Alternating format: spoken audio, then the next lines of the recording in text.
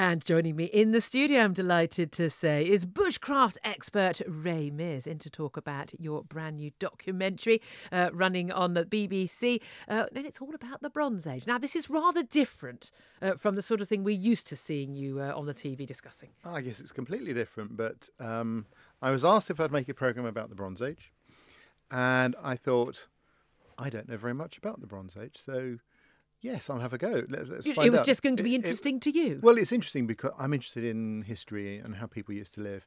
And I have to say, it didn't feel like work. It was one of the most... Best kind of work, that. One of the most fascinating things I've ever explored.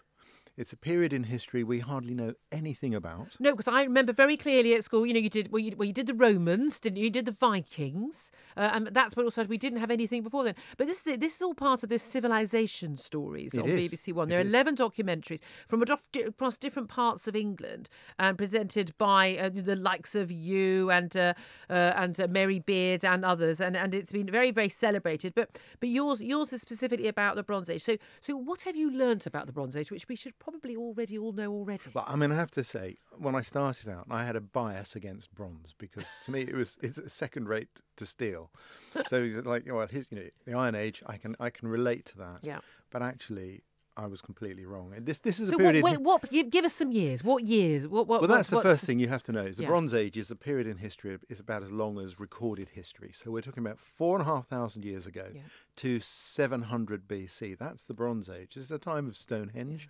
It's a time. So it does cover the Roman Empire as well. No, it leads up to the Romans. The Romans come here, just at the turn of between BC and AD. Shows my historical knowledge there. Okay. So what was happening in the... Why was the Bronze Age called the Bronze... Okay, let's be honest. It wasn't called the Bronze Age then. Why have historians called it the Bronze Age? Well, because they were making tools of bronze.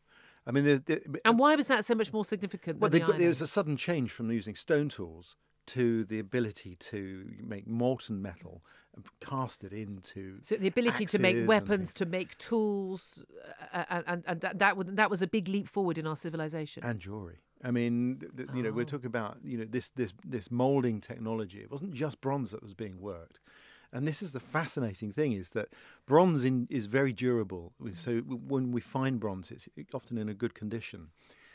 But also amazing treasures have been found made of gold. I mean, it was the most fascinating programme to work on. So which English region were you in, since all of these are done in different regions? We were working for this programme in East Anglia. So out in the wild bush then, like you're used to? Yeah, well, it's funny you say that, but it felt quite wild when you were exploring it, because one of the things we went to look at was this, Stonehenge is built of stones, but there's what's called the Seahenge, which is actually a wooden structure found on the coast of East Anglia by a remarkable beachcomber, an ordinary guy called John Lorimer, just good eyes, was walking down the beach one day looking for crabs and things, and spots this circle of trees and thinks, that might be something. And it took a while before he could actually interest archaeologists. And eventually the right archaeologist is taken there, Maisie Taylor, a tree specialist. She arrives and looks at this thing and is absolutely speechless. And the people who've taken this say, I'm sorry we've bothered you. She says, no.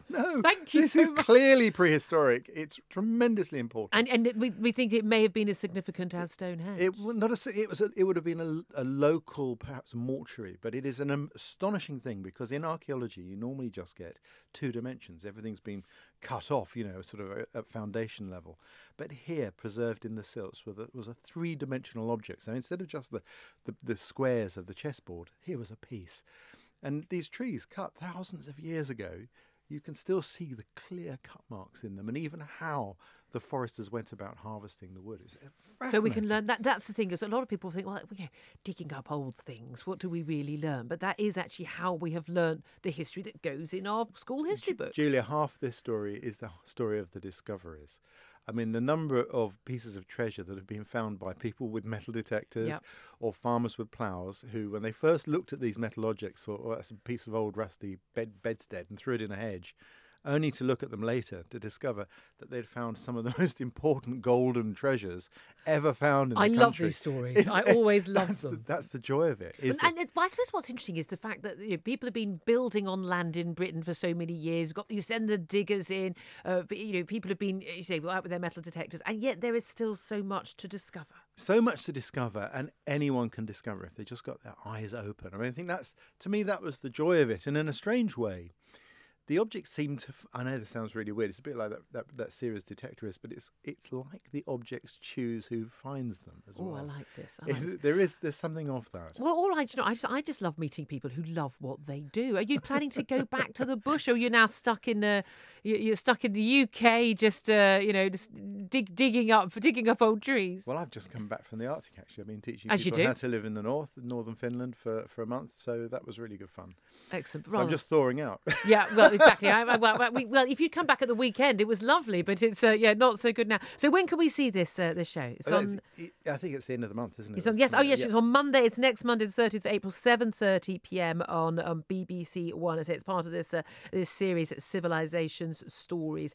Thank you so much for coming in, Ray Mears. Absolutely a pleasure. Lovely to meet you. And I say it was very disconcerting because I went to bed last night. I happened to sort of have I think Dave or something on the telly. I turned over, and there you were on my telly. I'm thinking I'm chatting to him in the morning. You were on what's it? What's the Whose Lies? Not Whose Lies. Anyway, I know the one. Yeah, you know the one where they tell. What's that called? Would You Lie to Me? I love that series. Would You Lie to Me? I can't remember what you were lying about, but I'm hoping you're telling the truth now. I am. Thank you very much, Ray Mears. Absolute pleasure. TV presenter and bushcraft expert. Thank you very much indeed.